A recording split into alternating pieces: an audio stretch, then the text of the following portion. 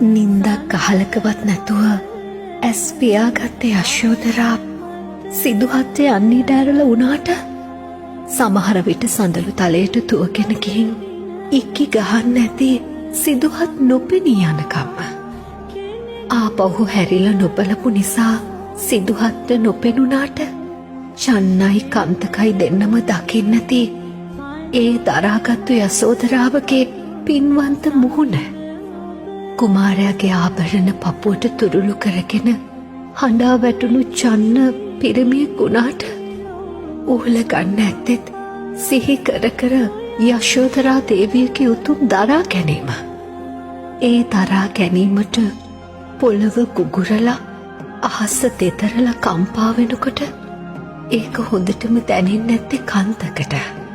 කන්තකගේ ලය පැලුණ කිව්වට සමහර විට කන්තකගේ ලය පැලුනේ ආපහු ඇවිත් යශෝදරා දේවියගේ මූණ බලන්න බැරිකමටත් එක්ක වෙන්න ඇති.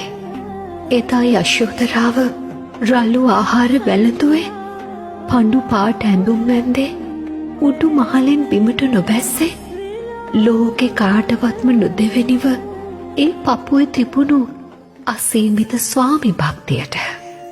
අවුරුදු ගානකින් තමුන්ගේ ස්වාමියා බුද්ධ රාජ්‍ය දිනාගෙන එනකොට එතුමියටම දැනෙන්නේ නැති තමුන්ගේ දරා ගැනීම ශක්තිය. අන්න ඒකයි රාහුල කුමාරයාට නරසීහ ගාථා කිය ආඩම්බරෙන් පෙන්නුවේ වටින බුදුහිමිගේ පින්වන්ත මුහුණ.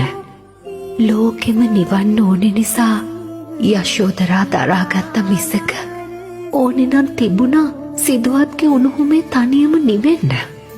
එකම එක කඳුලක් හරි හෙළුවනං එදා යශෝදරා සිදුහත්ට පේන්න ඇත්තටම අත බුදු කෙනෙක් නෑ මේ තුන් ලෝකෙටම.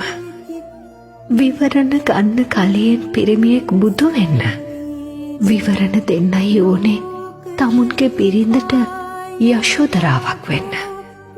ගෑනුන්ගේ කඳුළුවලට හේතු දුන්නෙම පිරිමි වුණාට පිරිමින්ට දිනන්න රජ වෙන්න බුදු වෙන්න